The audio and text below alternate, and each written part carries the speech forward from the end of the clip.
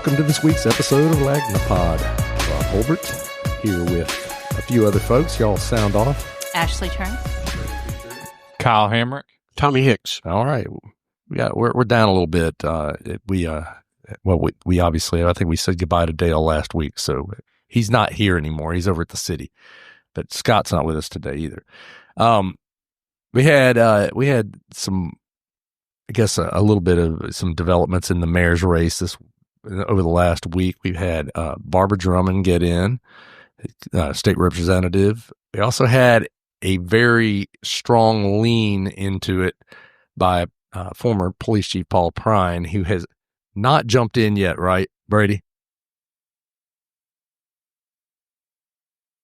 Brady, I don't think your microphone is on. Click that button. There we go. These kids were playing with these things the other day. So I got you. During Mardi Gras. That's how you know Mardi Gras is in full swing. Yeah, Mardi Gras is in full swing. Kids are in here playing with the microphones. Anyway, Prine has said he's telling us sometime in the middle of next month. That March 14th. March 14th, yes, is when he's near the Ides to, of March. Almost the Ides. Almost the day. That's the day before. The Eve, Ides Eve, I think. But I did not even think about that. Right. But yeah, you're right. Rubicon moment. But you get the feeling he's leaning toward it, right? I get that feeling, and just talking with him on the phone, I just asked him point blank, "Are you running?" And he paused for a moment and said, "I'm strongly considering it." And in my opinion, you don't tease an announcement a month later if you're not, going to run. If you're going to announce that you're not running. Exactly. You don't do it. Right. tease a non-announcement. I prayed and God told me not to run. God never tells anybody not to I know. run. I wanted to do a gadfly this week with God coming up, and then all of the candidates saying that I'm praying on Everybody it. And says God going, all of you run. All of you run. That's the same thing You with are my chosen one. I would like to see this. You are my chosen one. Well, You are my chosen Same one. thing with athletes. They thank God after every win. I just one time want an athlete to be like, God is the reason we lost. God causes us to lose. I put this in God's hands, and look what happened. Exactly. Yeah. But so we have the potential here. If he does jump into the race and no one else does, we have the potential to have 6 individuals running for. I just feel we're going to have a couple more too. I don't know how serious they will be. I think we're going to get at least one just straight up lunatic who will run. That we usually every cycle we have. There's usually someone who's challenged in some capacity that is running that really doesn't have much understanding of where they are, but we can. And what we're missing is a business community person. We don't have somebody. We've got law enforcement. And a judge. So you got that. We got lots of law enforcement. We got judge, 3. You got a judge, and 2 former police chiefs. And then you've got people who've served on the county commission or the city council for years. So in Barbara Drummond's case. So I think we're missing that business community lane, So I could see some underserved demographics we still need to hit. Well, there is a lane there for that. Yeah. So if you I broke out the trusty calculator the other day, and, theoretically, they could each get 16% of the vote, 16.6% of the vote, to be honest, but, wow. That's unlikely, right? Very unlikely. But, what do you end up with is, the circumstance at this point is a lot of the discussion now is turning to making the runoff, because there's almost certainly going to be a runoff. It seems highly unlikely somebody's going to managed to get 50% of the vote. So the 2 top vote getters would go to the runoff, and who's that going to be? I mean, it is there are a number of facets. You're splitting the vote in a bunch of different ways. Yes. If you're splitting law enforcement, you have Batiste and you have Prine. If you're racial demographics, Spiro sure goes. There's a 3-way right there. Yeah. There's that. You have, of course, female. You've got Connie and Barbara. So, elephant in the room, of course, always is in Mobile. We tend to vote down racial lines, and a lot of the votes, black people tend to vote for black people. White people tend to vote for white people in this town. It's been that way. Mm-hmm. Whether that will change, I don't know, but it has not been different. If that is the case, you have potentially 4 white candidates and 2 black candidates. How does that divvy it up? I've had some people who are very astute watchers of politics say, well, that's bad for the black candidates. And I'm like, but they're splitting the vote. And I'm like, but they're splitting it 2 ways versus the white vote being split 4 ways. How is that different? I don't know. Yeah. It certainly offers a lot of opportunity for somebody to make it through. And I think that also would be enticing maybe to people who are thinking about it still. Oh, Rob, you talked about this in your column this week, that there are signs that seem to indicate that Sandy Stimpson's going to endorse Spiro. I don't know if he'll endorse him, but it certainly seems like they are by letting Candace Cooksey leave the city. And Candace ran Stimpson's campaign before, and was his communications manager. I mean, letting her have a leave of absence to go and run his campaign is a...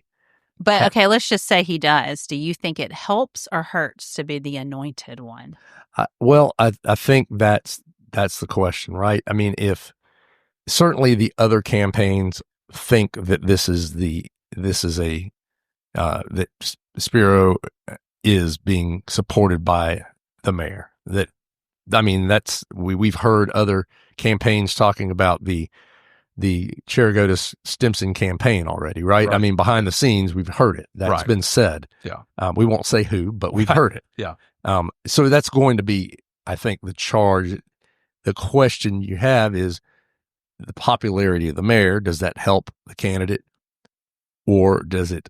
I mean, it puts a target on his back, no doubt, from the other candidates. I think from that standpoint, if you have what's perceived as being someone being chosen and picked to be the heir apparent, the other candidates are going to come after that person hard. So they're going to try to get some of that reform going. Yeah, you get some of it going, and you'll have. I mean, you'll have some.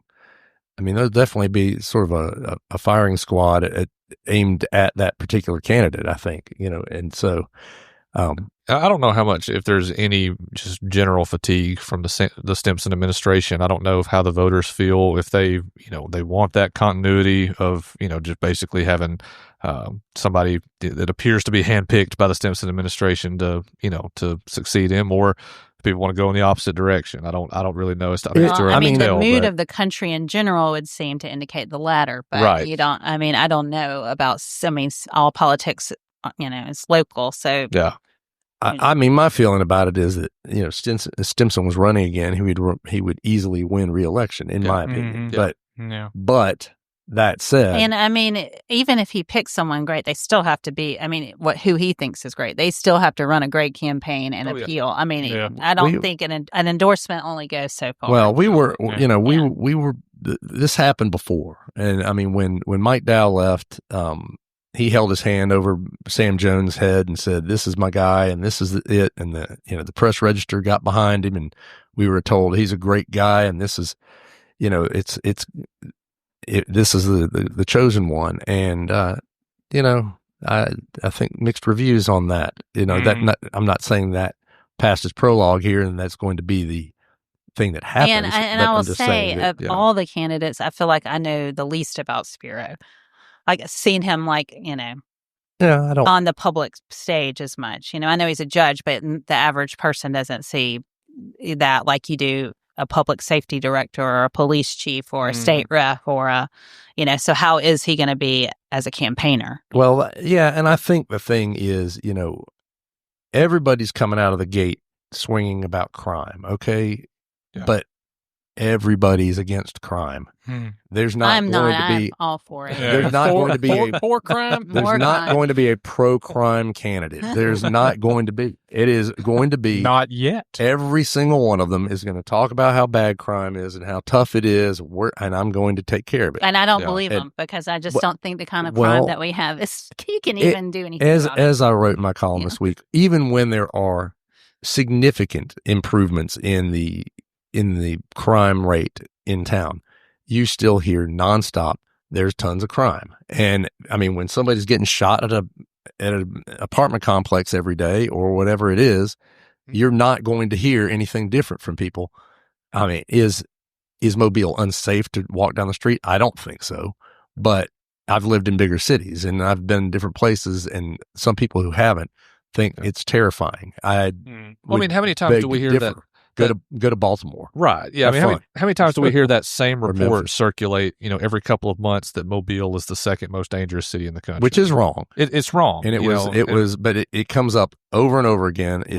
It's cast around on the web, even though it's been debunked. I mean, the group that wrote it was Forbes, I think, that wrote it. Yes. Yeah. Forbes came out and redid it and said that was wrong. It was done wrong. Yeah, we had the wrong numbers that were provided. The numbers are wrong, so it was redone. I mean, do you think, Brady, you should probably be the one to answer this since you've talked to him the most. Do you think Prine is just going to run on Sandy Stimpson screwed me over, vote for me? Is that going to be his main message? Or that and crime? I mean, because I mean, and I want to be clear, Prine still has a lot to do in order to run. I mean, he lives in Saraland. He's got to move into the city, and plus he's also suing the city. Right. So we're still not really question marks there. Right, yeah. We're still not really sure how all that would work. But yes, I think his main platform is going to be crime number one. I got screwed over by the Stimpson administration too. Right. That's going to be his top two things. And I don't know. Just speaking with him, I don't know what his platform is going to be. It's going to be interesting too, since his lawsuit is not settled yet. Yeah, what he's going to come out and say, because he could say anything. Right. The Stimpson administration told me to do this, that, and the other. He doesn't have like an NDA or anything. So if he runs, he is a wild card in the race because of that. Yeah. I think there's a lot he could say and say, I was told to do X, Y, Z. He also was the chief of police when a lot of these, early morning raids and people getting shot who weren't the right people they were looking for. Yeah. He was the guy. He was the guy. 16-year-old. He was the guy in charge. Yeah. So that's not a positive, I don't think. But to me, the crime issue is one that there's always going to be crime, and it's always going to be too much crime because it's not. I mean, there's just too much crime everywhere, but nobody wants to see crime. So to me, that's kind of a gimme. So what's the rest of it? What blows your skirt up about the rest of it with these people after that? I mean, what do they have to say? I think you're going to see a lot of replication of like the Trump Doge thing. I've had a million people say Mobile needs a Doge. Mobile needs a Doge. Yeah. I'm not against that sort of thing at all in terms of going through. Government needs to be gone through and looked at. I have no problem. Now, does it need to be done in 1 week? I think it's a bit hasty. I'm not going to get lost in that. But I'm just saying, yes. I mean, the concept of looking through and finding wasteful spending at the city level, great. Or bring just it, or the county level, or whatever, just run more efficiently. I mean, just the how difficult it is just to get your business license after you pay for it 6 to 8 weeks. Yeah, 6 to 8 weeks to get a business license. For it's a ridiculous. piece of paper that you should just be able to download instantly. There are numerous things here that could be done better. One department I dealt with just said, "Hey, go look on the city website." I mean, well, which part? It's vast. The city website is vast and not easily. Yes, and a lot of the categories sound all the same. Like those are big things, I mean, what are they going to do to differentiate when you have 6 let's people just give in a up race? On litter. That's a lost cause. I've just written that off as. I think I could get rid of litter, but that's just. You just have to shoot people. Well, I think you shoot a few folks, and things will straighten out. Things will change for sure. Tolerance. Don't shoot your friend that you have a beef with. Just go out and shoot the litterer. There you go. Somebody when zero tolerance. Throw that cigarette butt out. We are joking, folks. When you're not advocating this, please don't do that. But I mean, those things are going to be important in terms of differentiating yourself as a candidate. When you've got 6 people, if all 6 people are standing around saying, we got to fight crime, we got to do better on crime, we got to do this. I mean, I know it's important, but everybody's going to be saying the same thing about crime. So where does it go after that? I mean, and I think another going is downtown blight. I mean, can anybody actually do anything citywide about blight? Is I mean, how long is the Colonel Dixie going to sit? There are how many of these empty drugstores are there going to sit there? For years on end. I mean, other people seem to have a handle on this. I go to other towns and you see they don't tolerate. Right. They don't accept this, but we do. So yes, there are many things that could be could make a campaign.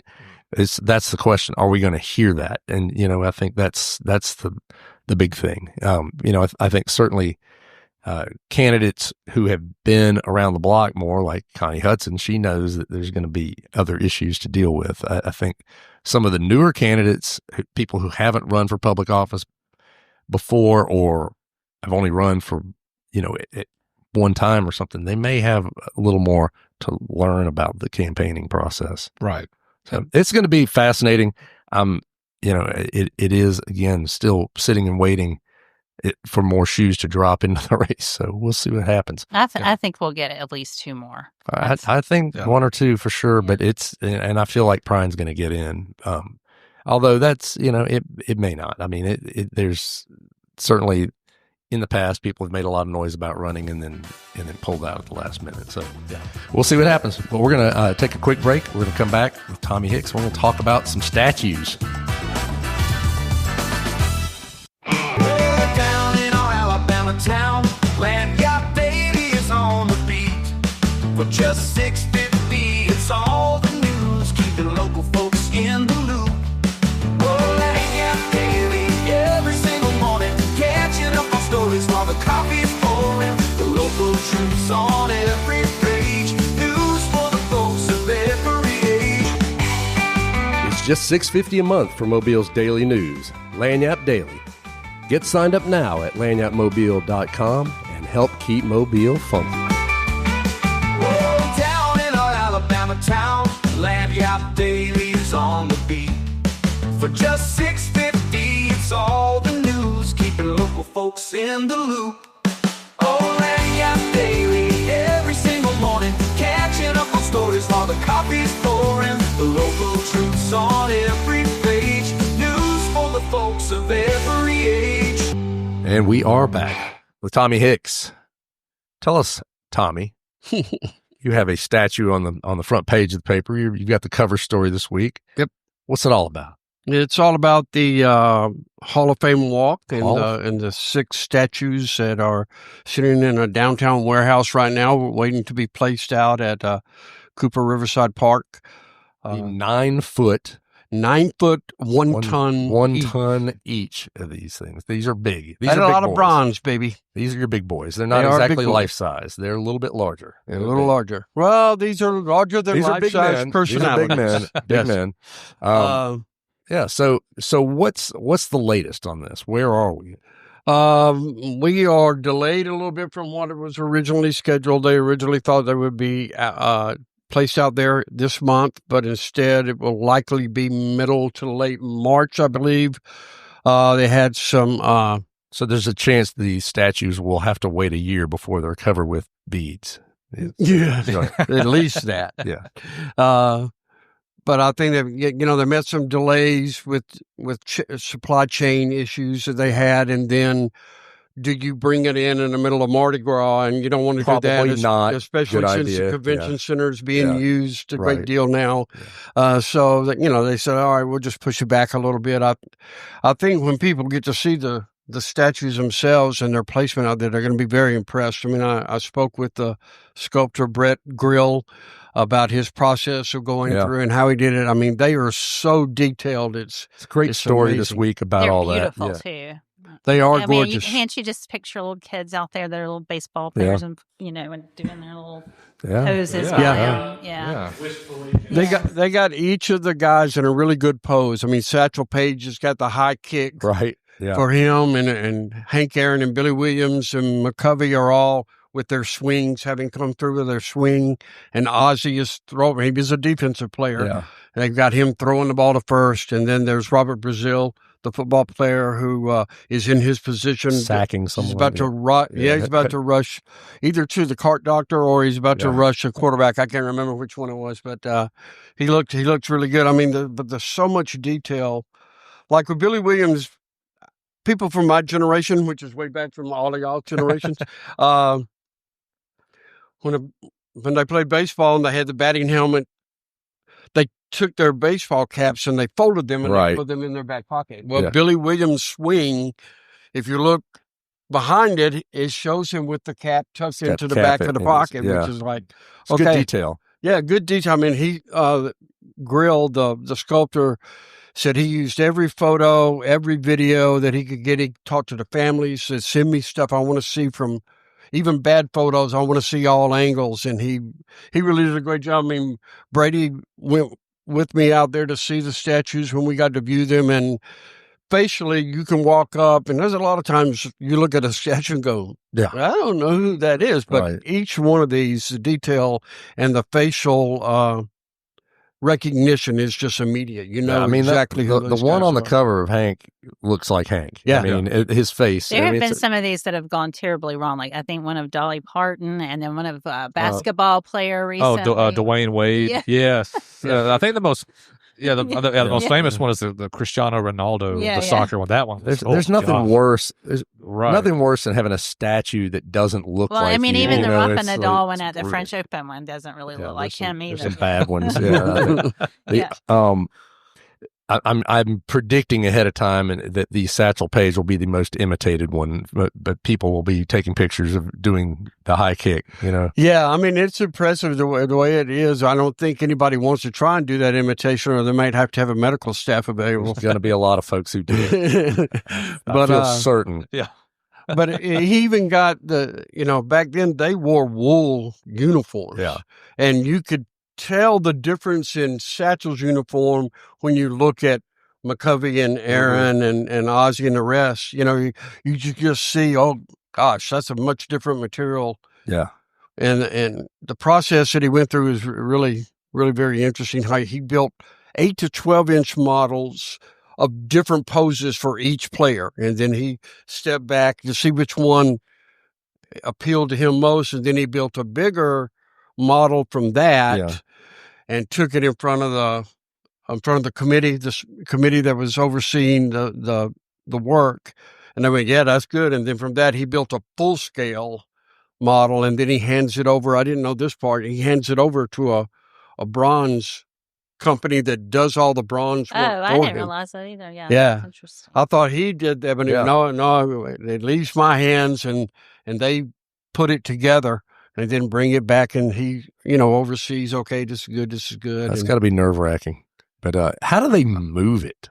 How do they move these things? A forklift? I don't know what, I mean, it's got to be 1 ton each. Yeah. It's got, but you got to be careful. You can't knock the head off of them or dent them up or do something. Scrape Can you them imagine? You finished it, and you're trying to get it out, and there goes the head. Break somebody's arm off. Yeah, that would be bad. That's not good. So, and he makes them in his shop. I'd like to see what his shop looks like. It's got to be pretty big. Got to be fairly. Well, that's going to be a pretty fascinating thing. I mean, it'll be. I know there's, always. I mean, it's. I don't even know why I mentioned the grousers, because there are grousers about everything. But there's always some people who are complaining about these things. But I do think it's going to be a nice addition downtown, and something that will attract people over to Cooper Riverside Park, and people can go over there and hang out and see that. It'll be exciting, I think, and especially kids, I think, will love it. Yeah, I think it'd be really cool. And I think the city had plans to have like a blank pedestal to where kids could take their pictures among it and be like the next great athlete for Mobile. And so I think that's going to be, like you said, just a huge attraction for downtown Mobile. Who are the next people who might be immortalized out there? We were hoping Willie Anderson was going to get in this year, the football player. He's 4 straight years he's been a finalist for the Pro Football Hall of Fame, and he hasn't gotten in. If you think offensive linemen don't get any respect, if you're a right tackle offensive lineman, you really don't. I mean, when the offensive linemen go in, it's usually a left tackle. Yeah, he should definitely be. But he should definitely be in. I hope soon. Do you have a certain amount of years you can be put up for it, or is that? I know baseball does. I'm not sure. Football does too. Football. You can only at some point you become a veteran. You go to the veterans. You kind of have to. Yeah, you have to be brought back, kind of, because that's how Shannon Sharp got in, right? Yes, he got into the veterans committee this year. Yes, or what? No, it wasn't Shannon Sharp. It was Sterling Sharp. Sterling. Yeah, Shannon's brother. But I mean, and in baseball, you have 10 years before you can fall off the ballot. So. Well, we'll see how it goes. I can't wait to see it. It'll be out there in a couple weeks, a few weeks. Looking forward to it. All right, Tommy, thanks a lot. We're going to take a break. We'll come back and finish this baby out. Just $6.50 a month for Mobile's daily news. Lagniappe Daily. Get signed up now at lanyapmobile.com and help keep Mobile funky.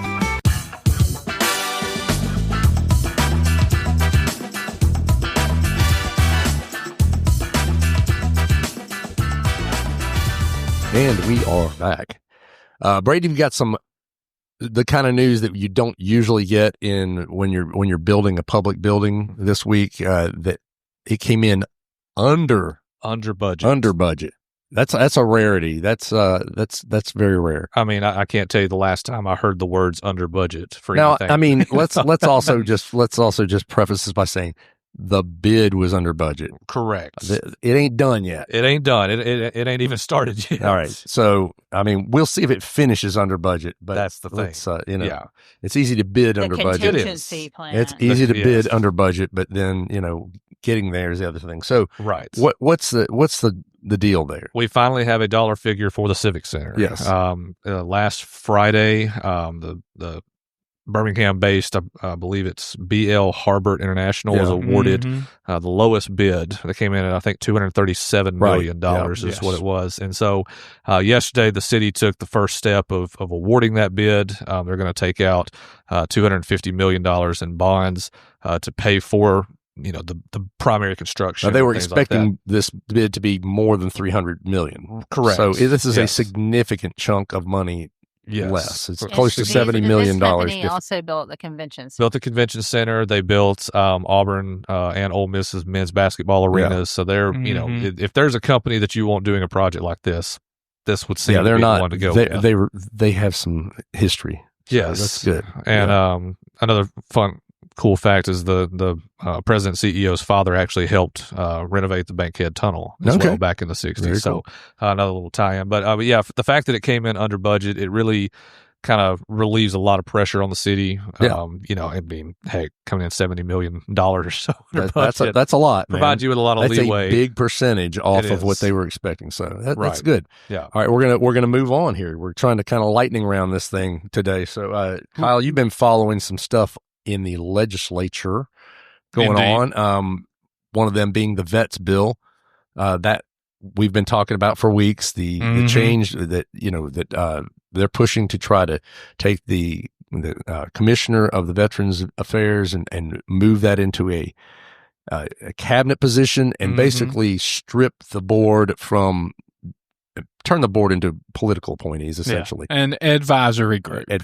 So where are they now at this point? They have jammed that bill through the Senate. They got a vote of final passage, and it is going to the floor of the House for further voting. It got ramrodded through. It sure did. There was a Democrat from Mobile and a Republican from Baldwin County who got up because there was a new version of the bill dropped. Yeah.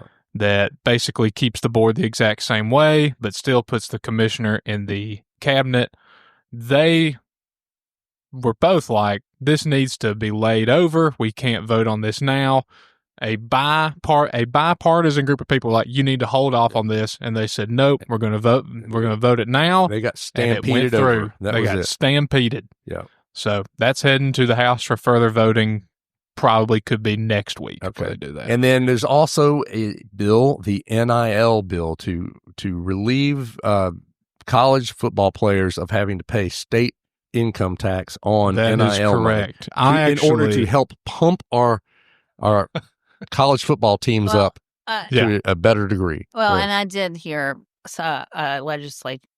legislator trying to defend this. It's not really about the $1 million players. It's about the 30 and the little guys. It's about the little guys. The little guy. Oh, that's with nice. the local car dealership. It's not about behind the studs. Yeah, it's not about that. That's right. It's the little guys. They only get like 30 or 40,000. The ones just enough to live. We're trying to attract more of them. Yeah. We don't want those guys. These boys are going to starve. We don't want those blue chip players they're paying millions for. We want those guys that are making 30 or so. Yeah. Sonny Bubba Jr. That's who we want to get. So that's the plan. I actually passed that along to Brady since he's the sports guy. He knows more about it than I do. I mean, on the one hand, wanting to exempt, people from or student athletes from state taxes. A lot of people are going to be against that. But then I was talking to somebody the other day. The moment Alabama and Auburn start losing like just year after year, people are going to change their tune and they're going to be like, we have to level the playing field. Especially when you have states like Tennessee and Florida who already don't have a state income tax. So, it's still, come on, that we can make that same argument. Well, it's the taxes are higher in some other state, or it's more expensive to live there. More expensive. Look, Alabama and Auburn just played basketball number 1 and number 2 this week without a tax break for exactly this right. whole carving things out, people out, and well, if you've got overtime, you don't need to pay taxes on that. You don't have to pay taxes on this and on tips. It just seems to me like we just are in this mood where we're going to figure out a million different ways to exempt people from income tax who, that's just the way of the world, man. You got to pay income tax in most places. There are states that don't have it. Well, if the NCAA would step up and really be like, hey, this is how this should work. You don't have to worry about this, but they're not doing it. It just creates more. The wild west. It does. It just creates more confusion in this whole arena, but we'll see. Let's just all contribute our tax dollars to paying these guys. Are we behind that yet? It's getting there. We're how close? I guess we already are in some ways. It's in the state good to have good teams. People are in better mood. Can I designate where my tax dollars go? Exactly. Like if I want a team, which team can I support with my tax dollars? So moving on, Kyle, you went out last week and kind of rode around over in Baldwin County and talked to some folks who are in the construction industry, some who are immigrants, some who are not. Right. And you heard some interesting stories. What did I did. They tell you about? All of them are very concerned that increased fears of ICE raids and immigration arrests could negatively affect the construction of homes in this is Baldwin County. even the white bread folks you talk to. That's true. Who are U.S. citizens, born and bred here. They're concerned as well. One just told me straight up, and this is a direct quote, it ain't going to be good for the economy. Yeah. You went down a street basically where the guy said, a few days ago, this place was been swarming with activity. Exactly. And now exactly. Nothing's happening. It was. There was probably only two or three crews of people who were doing work on houses, and there's like whole streets that are still coming up. This is a big story, and I know there's always some negative feedback. Why is this even a story? It's a story. Yeah. I don't know what journalism school some of those people went to. They went to a different one than me. It's a story. Regardless, I get that people may not want to hear about the negative sides of some of this stuff, but if you're trying to build a house and you can't get the house built, and you own a construction company and you can't build the house and get the money for it, it's going to be tough. Yeah. And I spoke to a woman from Honduras who has been here for 7 years. Yes. She's got a work permit. She's good. She's good to go, but she still said, I'm scared to come to work. And I've got several people who are like me who are also very scared to come to work because of the police just coming by whenever they want to. Fear of being snatched up and just having to deal in the system. Whatever. I can see that. Look, obviously they just need to figure out this whole work permit and visa thing. That is the number one. I am not advocating for people to come across the border illegally. I'm not saying that. This labor in both farming and construction. This labor is baked into the economy at this point. And it is going to require, to me, it needs to be deftly handled, not run everybody off because, I don't know when the last time you had your roof done around here, but I got to tell you, the folks that did it, they were not born here. I know, there's a lot of things that happen. I've seen plenty of construction work going on around here, and the people who are doing it, certainly it's going to get warm here pretty soon. There's going to be crops being harvested, and we went through that 10 years ago when people left, and I think there were a lot, ended up having to pay the farmers subsidies because crops rotted. So I don't know that that's a winner for everybody. And certainly, I think a lot of people are saying, when we heard during election time that this was going to be taking care of criminal elements, things like that. And which I wholeheartedly agree with, getting rid of people who are here doing criminal actions, I think it makes perfect sense to get rid of them. But people who are here and have been here and are doing jobs that, frankly, a lot of people around here don't want to do. Yeah. The question is, we'll see. We will see if people actually take these jobs. And I mean, I see folks online, well, you got to pay them a better wage. Okay. I think the folks that are doing these jobs are not being paid super cheaply as it is right now. Right. So I don't think these are like the wages are different or particularly lower. So we'll see what happens. And then you also went and covered our new congressman to this area.